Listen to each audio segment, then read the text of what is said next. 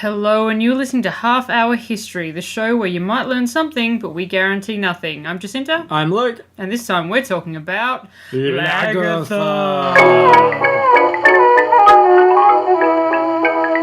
Oh yeah, episode 2. After Half Hour History. And if people missed the first one, let's just clarify a couple of things straight off the bat. Mm-hmm. It's a history show. Yep. As you came up with. Yep. The last half an hour. More or less, yes. Yep. And we don't guarantee to keep to that, but that's the plan. That's the premise. And you are a qualified licensed historian. Sure. I'm sure in some alternate universe I am a qualified licensed historian. Does that work on resumes to put what you might be in other universes? I haven't tried it. Doesn't mean it won't work. Who's going to follow it up? Exactly. Who's going to ask for references in an alternate universe? Nobody. Very difficult unless you have your own portal. Unless you're like some kind of Reed Richards-esque figure that may have one built. And in which case, I don't trust Reed Richards on his account of history anyway. Yeah. Smart man. Exactly. Yeah, sure. So basically, what we're saying is you are exactly like Reed Richards, and now today you're going to tell us the complete history of the Fantastic Four. Yeah, sure. Yes, yeah, and halfway through the episode, I will, throw my arm down to the kitchen to get a drink. That is halfway. fantastic. I mean, it's very convenient. If we get a little bit parched, it's just like, whoosh, gone. Drink back. Perfect. Well, we might need some liquid because I'm going to set myself on fire. Oh. Yeah. Flame on. So today we're talking about Lagertha, who I think, in the whole time that we have known each other, I don't think we have agreed on a favourite character out of a TV show ever. Is that true? I would think so. Name what? Oh, okay. Downton Abbey. Branson. Lady Mary. Yeah. What other shows did we both watch? Maybe not shows, but even like movie franchises and stuff. Okay, Like, yeah. we generally don't agree. Fast and the Furious. None of them? Well, we agree on that, I suppose. Yeah, okay. Well, Yeah. there you go. Yeah. No, but Lagertha. Lagertha, yeah. So on the, History Network TV show Vikings, played by Catherine Winnick. And, yeah, Lagertha. So that introduced us to the idea of Lagertha. It was certainly something that got me interested in the show. It was one of those things where... Her face got you interested in the show. the first episode, I just saw her and I was instantly interested. Because I just thought, here is this very... yes, she's attractive, but she's also just got this presence. He was a very strong and certainly had that like crazy blonde Nordic sort of feel to it. And because this show is based on these characters, it only makes sense that you start to go, well, let's look at the historical versions of these of these people. Yeah, absolutely. Because the Viking show, despite being on the History Channel, which would make you think that it's going to tell you the history, is pretty fast and loose with the history. They want to make a good story, and they're going to kind of edit shit around to make a good story. But Lagertha was a real person. It's not nonsense like Loki or Heimdall or Jesus or anything like that, right? Well, yeah. Thor. I don't know. I mean, there's a lot more books about Jesus than there are about Lagertha. Well, that's why we're not doing a podcast about Jesus. Everybody, look. Everybody knows about Jesus. They have a whole institution where you go and study that book every single week of your life. I know. How boring.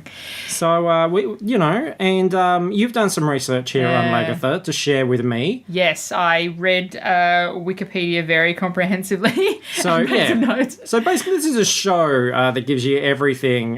If you're too lazy to go to Wikipedia yourself, this is a show that has you covered. Yeah. I was too lazy. Yeah. So I haven't read these notes. I'm going to learn about Lagertha along with the listener. In real time, okay. Yeah, and do my best to add what I can. Okay. But that said, this week I have done a bit of research because I've been looking a lot at Catherine Winnick's Instagram account. Okay, cool. And I think she's one of those rare, real, genuine beauties. Because there are people that are like Hollywood beautiful.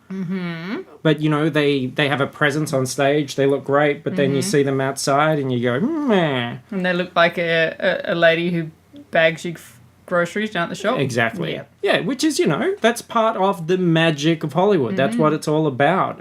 It's a little bit of like if you met Snow White, the real Snow White, you might be surprised to know that in that movie, she was rotoscoped, Mm-hmm. Yeah, she looks great complexion. No, someone painted that over the top of her. Amazing. Yeah. So, not everything's how it seems.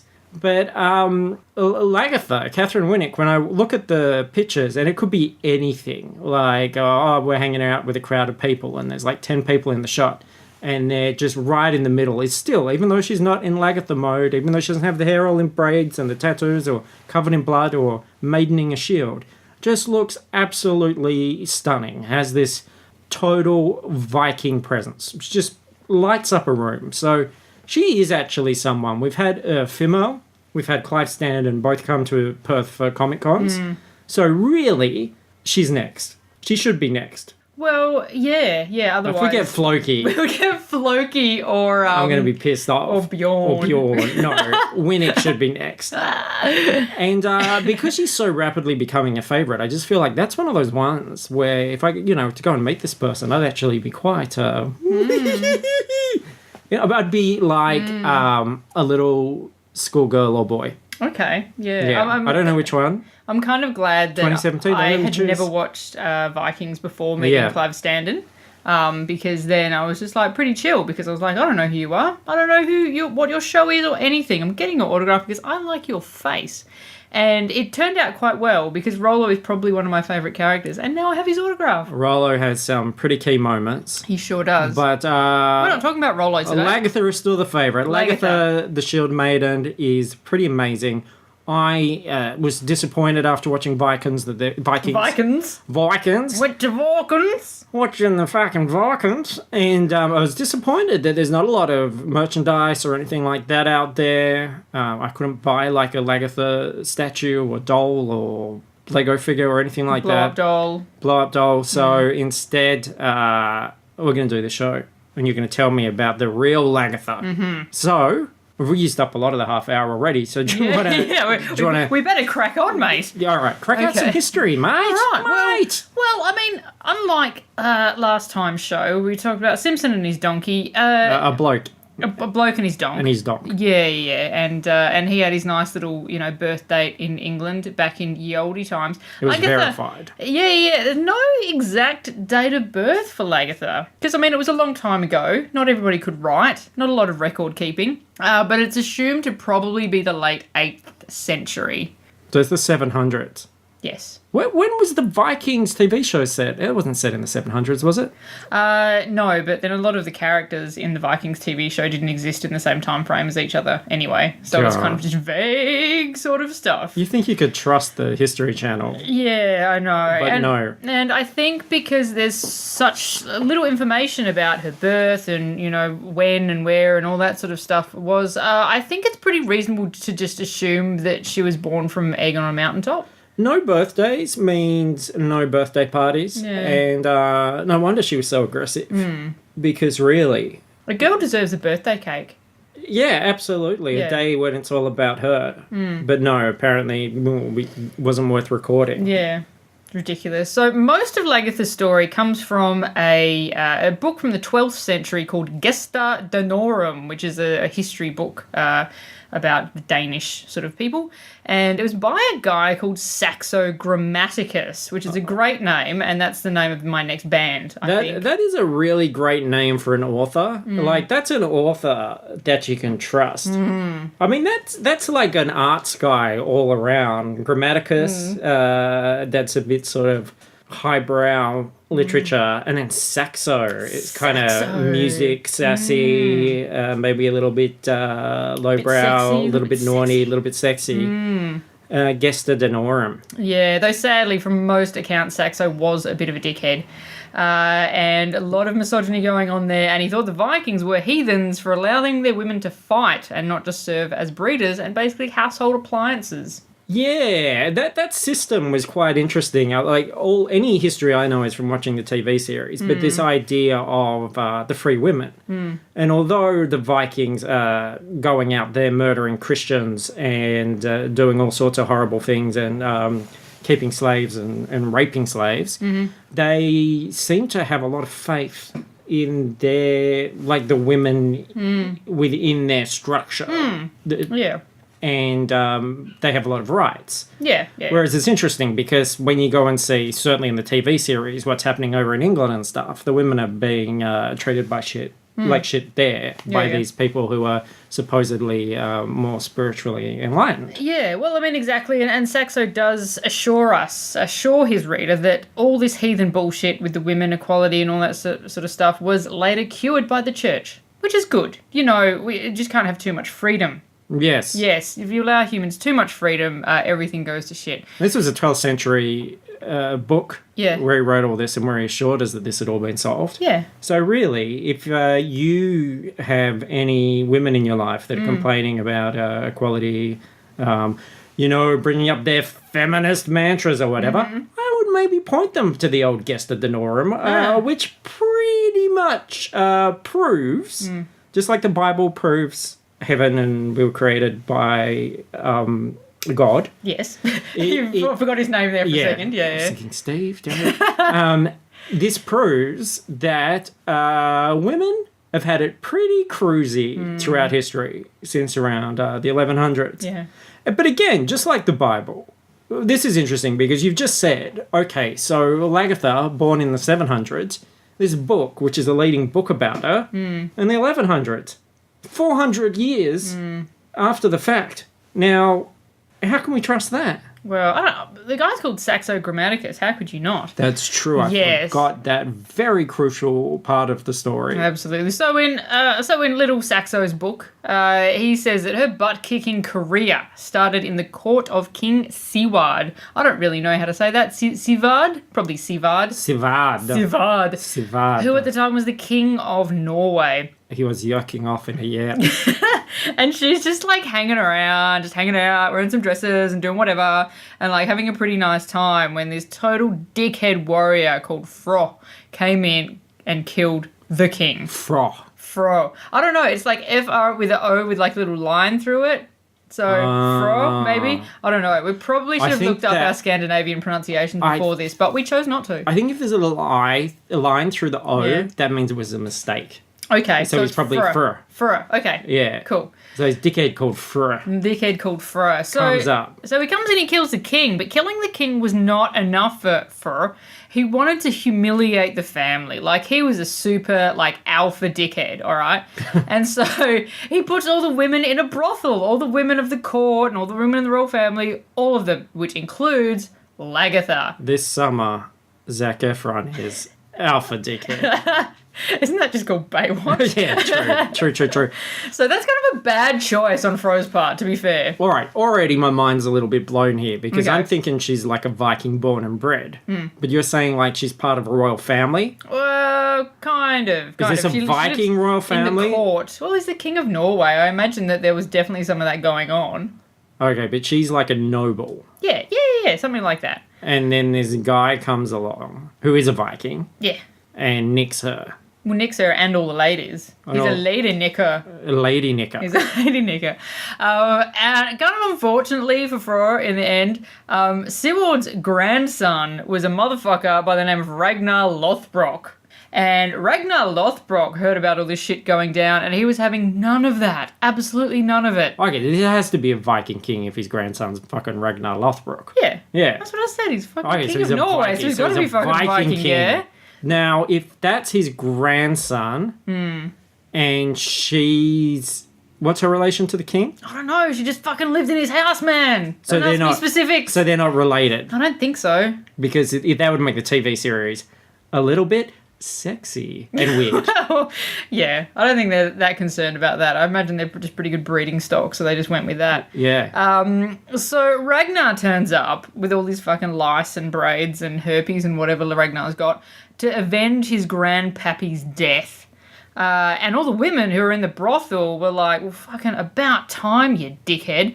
And they've put on men's clothes, taken up arms, got their swords and shields and all sorts of shit, and they have just started hacking up Frost dudes with little to no mercy. So they would get all the clothes off the floor, I presume. Yeah, I would imagine so. That's like, you think, how would all these women, like in a brothel, get all these armored up men's clothes and stuff? Yeah. Obvious. Take off your clothes, kill the man with kindness, probably. Like, just clamp down on them, take the life out of them, and then put on their clothes. Yeah, well, they're just lucky they didn't have any black lights or anything back in those days, because they could just put it on and just, like, not worry about what fluids and whatnot. The shirt's a bit overstarched, mate. And as well, you know, they had long hair, and the men had long hair. So, probably at a distance. Well... Read on. This is a direct, here we go. Direct quote from Saxo. Saddle up on your donks. Okay, this is a direct quote from Saxo. I'm just looking for it. Saxo says, Lagertha, a skilled Amazon who, though a maiden, sexist. I told you. Yeah, this guy is a dickhead.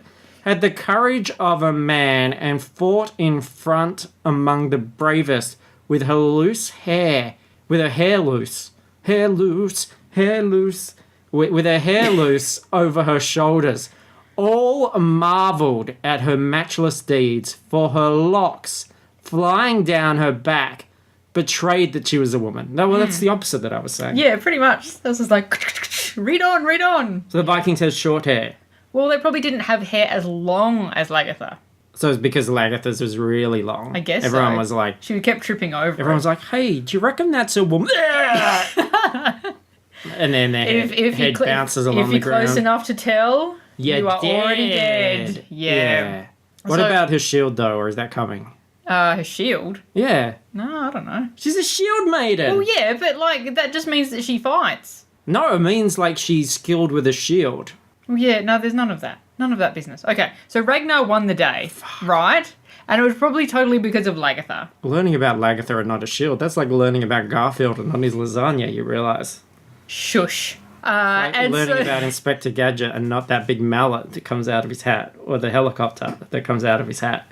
Okay. I've got one more. Okay, you can put a pin in that one. So Ragnar won. Ragnar's all like reveling in his victory, thinking that it was all because of him. It probably wasn't. It was probably all Lagertha. And he sees Lagertha and he's like, oh my god, so hot. Yeah, pretty much. And he's all like, oh, hey, babes, you're, like, so rad. Do you want to make some Viking babies? And she was like, well, like, I'm not saying no, but, like, there's not a lot of options. But also I don't really want to say yes because you're a bit gross. And you might be a shithead MRA or something, and I don't really know you, and I'm not really down with that. Now, this is all in the book. It is. Yeah. Like, it's a direct quote from Saxo. Yes. Yeah. That is what happened. Yeah. So Ragnar was still pretty keen to put a baby in her, and so he was courting her, right? And eventually... Like trying to... Like you wanted to court her in a net? Well, I wouldn't put it past him. Yeah. Wouldn't put it past him. He was like, you're putting a lady trap down, honey trap. Like maybe, you know in Return of the Jedi, where there's the meat on the... I know you're sighing, but I know how long we've done, and I know how many notes are left, so this story's fine. So, like, yeah, he'd put something like a lipstick or a magazine on a steak, and then she would go, oh, what's this? And then, poof, in a net. Yep. Oh, Lagertha, always thinking of your lips. So, after, like, Ragnar eventually kind of wore her down. And she was, well, I guess you're less lice-infested than a lot of these other dudes, and I suppose that you are the King of Norway's grandson or whatever, and you're royalty. So, whatever. So Ragnar turns up to ask for her hand in marriage. And he finds out that she has some super rad guard animals, but they don't like him very much, and I wouldn't either, because Ragnar's disgusting. So she's got a bear, and she's got a big old dog that are looking to turn Ragnar into mince. But he killed the bear with his spear, and then he choked the dog to death. With his cock! And there's absolutely nothing like murdering a girl's pets to win her over. That's good, because I was about to say, hang on. I was about to, like, just stop you cold in your tracks and say, I watched Vikings. Yeah. I didn't see a bear. I don't even think I saw a dog. I don't think they had a dog. Or a bear. I think I'd remember the bear more than the dog. Yeah, I'm pretty sure they did not have a bear. Yep. This is why, because Ragnar fucking killed them. the series takes place after the bear. Yeah. So did she take the bear to the brothel with her, or was the bear waiting for her while she was doing brothel things? I imagine this was post-brothel. Like, maybe she's, like, left the brothel. And celebrated. Yeah. Well, she's gone and, like, got herself a little house in the country or whatever. And, I mean, this isn't, like, 10 minutes later. This is, like, a little while later. Okay. And Ragnar's like, well, I'll come to your house and pick you up, babes. And she's like, well, we've got to get past my bear. And he's like, no probs, gotcha. How did she get a bear? I don't know.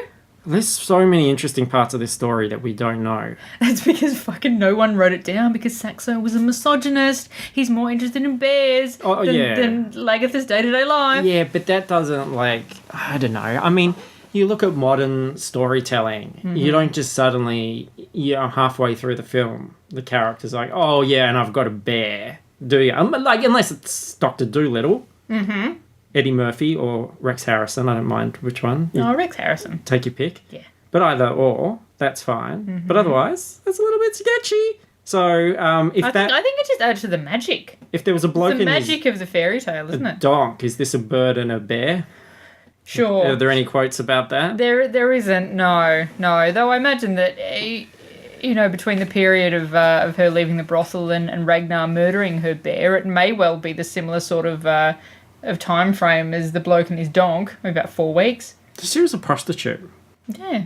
Well, that's what being in a brothel sort of implies, yeah. Not if you take tickets or check IDs. Maybe she was the receptionist. Yeah. Yeah. Oh, that's what I would like to think. Yeah, okay. So they hooked up. They had a couple of kids and a son called Fruitless and a couple of daughters whose names Saxo didn't bother to note down because they had vaginas, and who cares? Friedleaf. Yeah. Sounds like Norwegian potato chips.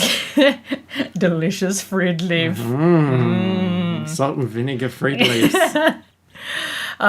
So Ragnar, they're in Norway or whatever at the moment, and Ragnar went back to Denmark to fight in a civil war, and during that time he's probably sitting around with his Viking dudes and having big D&M chats around the campfire, and they convinced him that Lagertha's pets attacking him ages and ages ago was totally her fault, and he shouldn't have to put up with that shit because that is totally not chill. So he comes home and he divorces her because he killed her pets. Ragnar divorces her. He's such a dickhead. These guys, if they're saying you shouldn't have to put up with that shit, yeah, I reckon if you've read the chapter before, you clearly didn't. No.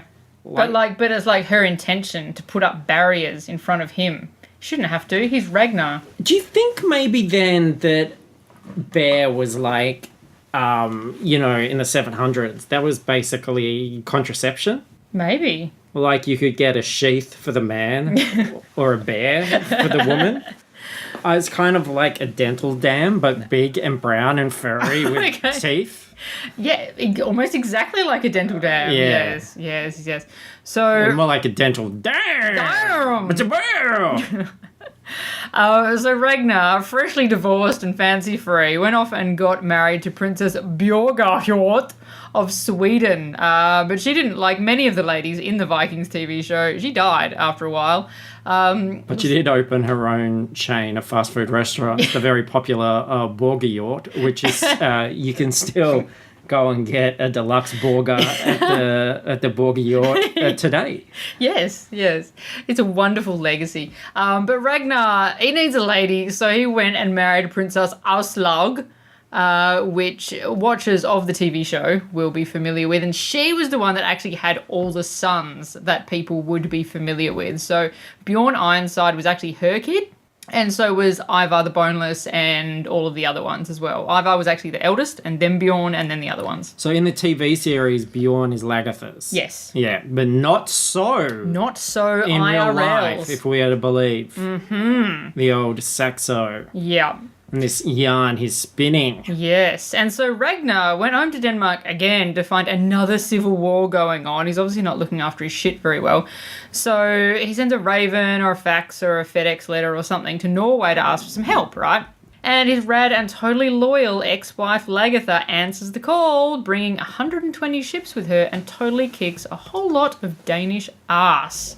Because Lagertha is a good person, and Ragnar doesn't deserve the goodness that Lagertha is dishing out. Were there Vikings in Denmark? I imagine there was just Vikings all over the shop. Yeah, because that's what amazes me about Denmark. Is like it's Vikings, and now it's like Lego.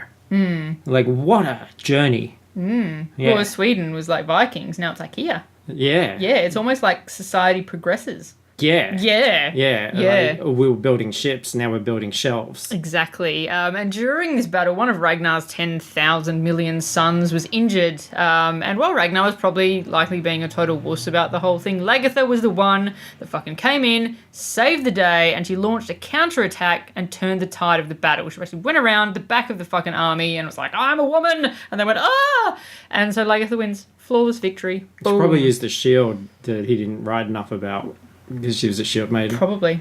I imagine so. Smacked him with it. Yeah. In the face. Yeah, so after this amazing, wonderful victory, Lagertha goes home to the guy that she married in Norway because, like, she's not going to just sit around on the shelf because she's fucking Lagertha. She went and got married again. And they had an argument, which is probably about the fact that she's gone off with a bunch of ships to go and help out her deadbeat ex-husband. I can't imagine he'd be super happy about that. And she's like, you know what? I don't need this shit. And so she stabs him to death and takes over his estate and lands. Good on you, Lagertha. Take what's yours. See, like, this is what I mean. Everything was solved all the way back then. Yeah, exactly. You don't need a female Ghostbusters to solve these problems. Look, Lagertha has got your back, ladies. Yeah. And obviously, as you can imagine, Saxo thought that was great. He was totally cool with a woman doing that, and he said that she... can I read this? Yeah, go for it. Usurped the whole of his name and sovereignty, for this most presumptuous dame thought it pleasanter to rule without her husband than to share the throne with him. A little bit bitter there, Saxo. Yeah. I think... look, she's awesome. She should have been... like, why isn't she in a superhero movie? Exactly. But, I mean, there's no recorded date. Because I'm picturing Catherine Winnick through this whole story. Yeah, I know. Are you picturing Catherine Winnick through this hole? Through this hole that I've drilled in this stall. Yeah. So, there's no recorded date for her death that I could find. It's assumed to be mid sort of 9th century, going on, on average how long people lived in those times. But 200 years. Yeah, but because there's no kind of date, there's nothing to say that she's not still alive and just hanging out in Norway and watching Eurovision, eating smoked fish and wishing that she came up with the idea for IKEA before the Swedes. Imagine that. That would be very cool. Lagkia. Like, what? And then she has a competition and you can get a golden ticket and you can go come to her kingdom through the big labyrinth of IKEA and like pass a lot of tests, and some people get flat packed and stuff. Yeah. And then you get to the end and there's Lagertha and she's like, this is all yours now. And you work at IKEA. Unfortunately, the downside to this whole tale is that quite a lot of people consider Saxo's work to be pretty much entirely fiction, and that Lagertha may not have even ever existed at all. Right. Or she could be, the Lagertha in the story could be an amalgamation of a few different people. Yeah. But, yeah, there's no, no one had iPhones back then. No one's recording Lagertha, winning battles and stuff. We're just going off the word of a guy called Saxo Grammaticus. It's not on YouTube. Don't be fooled, because you might think it is. Like, you might YouTube Lagertha and then you watch it and you go, well, I'm watching it. I know it did happen. Yeah. Now, that's probably the series that we were talking about. Probably Catherine Winnick, yeah. Have a look and see if it says History Channel in the corner. If it doesn't, then it's probably real. It could be real. Yeah. And then you might have something. So, should we edit that bit out where you say that it could be fiction? Because this is like a history podcast, right? Well, but it's a history podcast in that we're learning things, and we just learned that she might not be real. Okay. Yeah. So as long as we're learning. So history doesn't have to be stuff that actually happened. No. Yeah. So it could just be a whole lot of bullshit. Yeah. Right. Yeah, because there's another one that I plan on doing later that I was dead set sure that it was actually a thing that happened, but it turned out to Medusa. No. It turned out no, it's not Medusa. No, that was that was Sam Worthington. That was just a rumor. Yeah. No. It's just, yeah. Okay. Yeah, we're learning stuff. But unfortunately, what does seem to be true is that Ragnar probably was real, which is a shame because he kind of sounds like a bit of a dickhead. So, 400 years later, someone writes some stories about this lady. Yeah. And that's all we really have to go off of, whether or not. Pretty much. Yeah. So it is like the Bible. Pretty much. Yeah. Yep. Okay. All right. But isn't the Bible more exciting with Lagertha in it, though? Well, it's about faith, isn't it? Yeah. And I have faith that Lagertha existed and was a shield maiden and was awesome. And I reckon there was probably even a point where she was fighting some guys and then she surfed on her shield down some stairs. I think that was that, and then was it? I like that other bit where they were like fighting the elephant. Yeah. And then like she didn't want to jump down off the elephant because it was really far, so she used her shield as a surfboard and like skidded down its trunk. So cool. And she said "Yabba dabba do." Yeah, I like that. Yeah. I think if Peter Jackson was a real filmmaker, when that happened, like where were the sound effects? Like, you know, like a skittle sound, like bowling pins when the people fall over. And why didn't, like, this is the thing. I guess it's hindsight. It's easy to criticize now, but why didn't, like, Orlando Bloom look in the camera and go, wipe out? Like, wouldn't that have been really great? Yeah, I feel like it just would have made the movie too good. Could be, you know, I feel like he wanted to keep it a little bit in tone with Tolkien's work, and there wasn't a lot of cowabungas and stuff in Tolkien. Well, how interesting that we opened this discussion just about alternate universes. Yeah. And now we sort of ponder this alternate universe where there's a skittle sound and he says, wipe out, and then it wins the Oscar, which did happen. Yeah. But then it's so good that next year Hollywood execs, everything's gone. You know, like it's the new year, it's January. Yep. All the doors open in the studios. All the Hollywood execs come out in their suits and ties and their cigars and they go, "Hey, everybody, let's make some films." And everyone's like, "Oh, what's the point? I don't want to. Oh, it's not going to be as good as that Wipeout film. Why should we?" And then no films get made. Exactly. And then like they spit out their cigars and go, "You're right." And then they all leave and everything closes down. And then there's no films. It's just a barren wasteland. Yeah. So in a way, we're lucky. And maybe if Lagertha didn't exist in this universe, maybe she, law of averages, she must have existed in an alternate one. Yeah, absolutely. Maybe in the alternate universe, like, people don't care about, like, Superman and stuff like that. It's all just like Lagertha. Lagertha is the most beloved superhero character of all time. Well, I mean, look, Thor did it, so that's not that far-fetched. Yeah. Yeah. Maybe it's time for a comeback. Yeah. I think we need to write to somebody at Marvel. I mean, they love women, right? Marvel, yeah. Yeah, absolutely. They would be sick for a woman-pitched comic book. Yeah, and comic book fans as well. Yeah, they love strong women. Yeah. Who are all, like, covered up and don't have their titties out. They love that. That's their favourite thing. Yeah. Yeah. Yeah, I think it would do very well. Well, I mean, there's no copyright on Lagertha. There's just a character that's just sitting there waiting to be exploited. Even if there was copyright, isn't it only like 100 years after the author's death or something? Yeah, that's what I mean. Like, it's got to be public domain. Yeah, for sure. So we could be like that plucky Jewish couple that they weren't a couple. They were a couple of friends that went on to create, a character that took over the world. You're looking confused. I'm talking about Seth Rogen and Jonah Hill. No, I'm talking about the Superman creator people. Yeah. Yeah. They went, "Oh, Superman, that's a thing now." Okay, great. And Stan Lee, he's just like, "Oh, I'll come up with a character." Well, how about somebody else comes up with a character and then I'll I'll steal it from them. Hercules. Fuck. Not even trying. So there you go.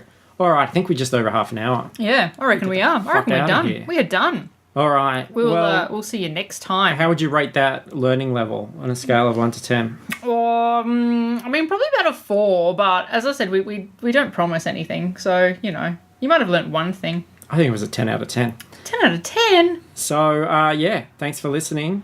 Be sure you should say this stuff. It's your show. Oh, yeah, I forget. I'm just so used to you driving. Yes, we'll see you next time. Write review, Patreon, fruitlesspursuits.com, all of that sort of thing. What was the sign off? Oh, badonkadonk.